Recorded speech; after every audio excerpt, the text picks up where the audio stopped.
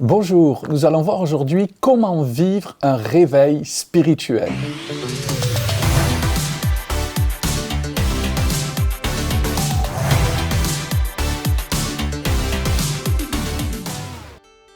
On a tous entendu parler du merveilleux réveil de Asbury cette année, comment des étudiants ont été embrasés par le feu du Saint-Esprit, des milliers de gens littéralement se sont rués à Asbury dans le Kentucky et ont vu le feu du réveil, ont expérimenté le feu du réveil. Un réveil, c'est quelque chose qui est toujours marqué par un retour à Dieu, bien évidemment, mais aussi un retour à la parole de Dieu, un retour à la sainteté de Dieu, un retour aussi au surnaturel de Dieu. Nous avons vécu, nous, en France, au début du XXIe siècle, nous avons vécu ce merveilleux réveil de Pentecôte avec Douglas Scott, comment Dieu guérissait les malades, comment Dieu a amené des dizaines d'assemblées à naître dans le pays de France, a commencé par la Normandie, le Havre plus exactement, ensuite c'est venu sur Rouen, puis ça s'est répandu partout en France et c'est merveilleux de pouvoir être au cœur d'un réveil. Mais ce qui est bon de savoir, c'est que le réveil est toujours possible partout et en tout lieu et en tout temps.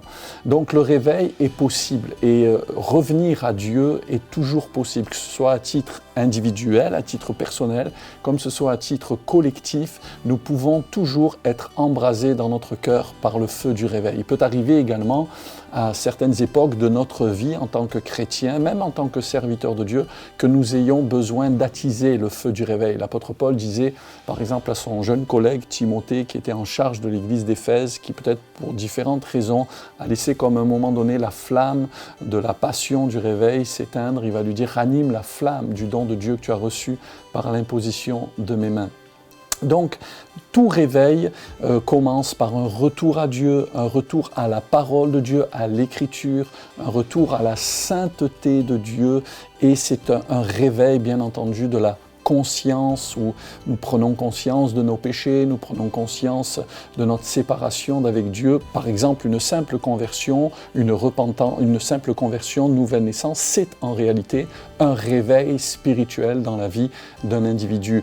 Et dans l'Écriture, on voit qu'il y a eu plusieurs réveils, même dans l'Ancien Testament, on voit le prophète Jonas, un peu récalcitrant, quand Dieu va lui demander d'aller à Ninive, on voit que tous les gens de Ninive, depuis les plus jeunes jusqu'aux plus vieux, des plus riches aux plus pauvres, même les animaux, tout le monde va jeûner, tout le monde va revenir au Seigneur, va revenir à Dieu. Et ainsi, on voit un réveil qui va éclater parce qu'il y a eu à l'origine un homme de Dieu, bien sûr, qui a répondu à l'appel de Dieu. Alors la question que j'aimerais nous poser ici en cet instant, c'est comment vivre un vrai réveil spirituel, marqué par un retour à Dieu, encore une fois, la repentance, etc. Pour vivre un réveil, un vrai retour à Dieu, premièrement, ça commence par un retour à la prière. Il n'y a pas de réveil sans prière. Tous les hommes de réveil, toutes les communautés de réveil sont des hommes, des communautés de prière. La prière est la caractéristique numéro 1 du réveil. J'ai entendu et j'ai étudié aussi pas mal de réveils en tant que pasteur et j'ai eu l'occasion d'étudier le réveil qui s'est produit en Corée il y a maintenant plusieurs décennies avec le fameux pasteur feu Yonggi Cho, qui est dans la gloire maintenant, mais qui a été le pasteur de littéralement la plus grande église du monde en Corée du Sud, à Séoul. Cet homme a commencé à servir, à œuvrer après une conversion, une guérison surnaturelle également. Alors qu'il était à l'article de la mort, Dieu va le guérir et puis il deviendra pasteur après avoir fait une école biblique. Et les commencements de son œuvre ont été très modestes. Il a commencé dans une petite tente très précaire et là il commençait à prêcher les sermons d'un autre d'ailleurs. Mais un jour le Saint-Esprit va descendre sur lui, il va être conduit à entrer dans une dimension de vie spirituelle très intense et il écrira un livre qui s'intitule « Le réveil » et vient par la prière. La clé du réveil, c'est la prière. Et cet homme racontera essentiellement que finalement tout ce mouvement de réveil était le produit de la prière. Il avait une belle-mère notamment qui était une femme de jeûne et de prière, qui a aussi écrit un livre sur le jeûne et la prière. Et ils ont là-bas littéralement construit une montagne de prière avec des cellules, avec des petites grottes dans lesquelles les gens pouvaient aller et peuvent aller continuellement jeûner et prier. Donc le réveil vient par un retour à la prière, c'est la clé. Alors ça, on le voit bien sûr dans la parole de Dieu et notamment lors de la naissance de l'Église et de la venue du Saint-Esprit. Il est dit dans Acte 1, verset 13, les premiers disciples, après que Jésus soit remonté au ciel et que l'Église va naître, il est dit, Acte 1, 13, tous d'un commun accord, persévérer dans la prière avec les femmes et Marie, mère de Jésus, et avec les frères de Jésus. Tous persévérer dans la prière. Et l'Écriture dit plus loin que le jour de la Pentecôte, alors qu'ils persévéraient dans la prière, dans l'unité de la prière, ils étaient tous ensemble dans un même lieu. Et là, tout à coup, le Saint-Esprit va descendre, le feu du réveil va commencer. Mais qu'est-ce qu'ils étaient en train de faire? Ils n'étaient pas en barbecue quelque part, ils n'étaient pas en vacances, ils n'étaient pas partis sur le champ du travail, ils étaient réunis ensemble dans le travail de la prière. Car prier, c'est véritablement labourer dans le monde spirituel, c'est chercher la face de Dieu. Quand on prie, le ciel s'ouvre. La Bible dit que pendant que Jésus priait, le ciel s'ouvrit et l'Esprit de Dieu est descendu. Et c'est toujours la même chose. Les choses ne changent pas. Les règles du royaume de Dieu, qu'on sente qu'il fasse beau, qu'il fasse pas beau, 3 fois 3, ça fera toujours 9. Qu'on soit sur la vallée, qu'on soit sur la montagne, il y a des règles, des principes spirituels. Bien-aimés, la clé du réveil, c'est la prière. Si tu veux vivre un réveil personnel, si tu veux vivre un réveil dans ta communauté, dans ton église, il est essentiel que tu ailles en prière, que tu persévères dans la prière. Le jour où tu te relâches dans la prière, les braises, le feu du réveil va s'arrêter. Mais si tu persévères, tu continues, qu'il fasse beau, qu'il fasse pas beau, et que tu persévères dans la prière, je te garantis que le réveil de Dieu va venir dans ta vie. Tu vas être automatiquement conduit à vivre des choses extraordinaires.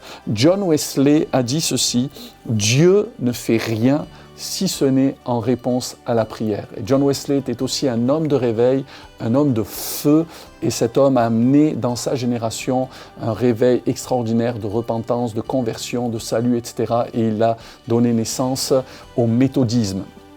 Deuxièmement, si nous voulons vivre un réveil personnel et collectif, il est important d'être ranimé également dans le témoignage personnel.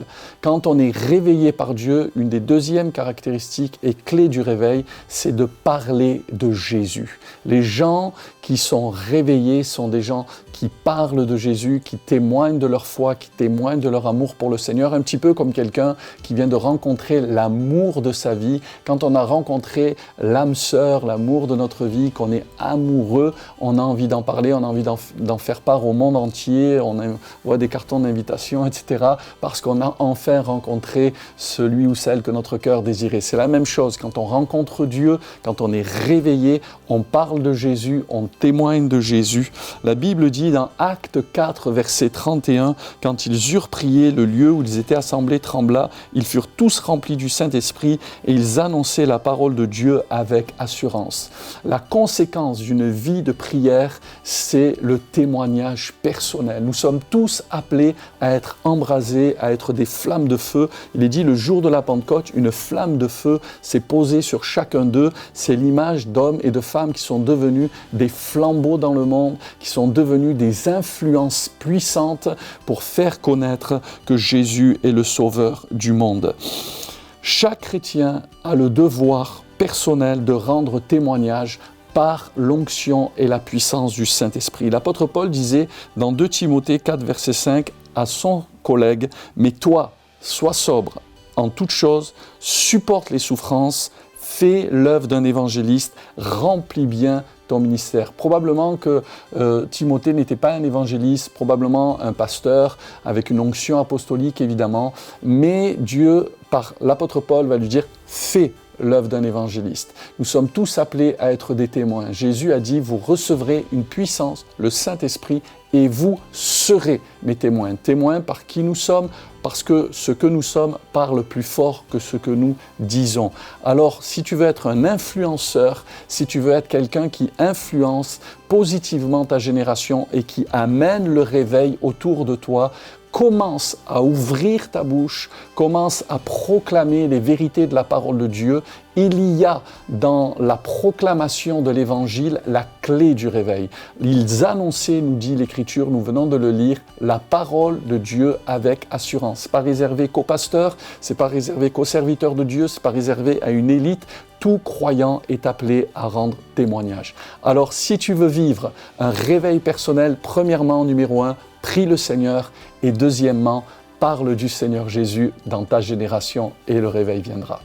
Merci d'avoir regardé cette vidéo. N'hésitez pas à vous abonner, à commenter, à liker. Et vous pouvez également nous suivre sur tous les réseaux sociaux, Instagram, Facebook, TikTok et le site de l'Église. À bientôt.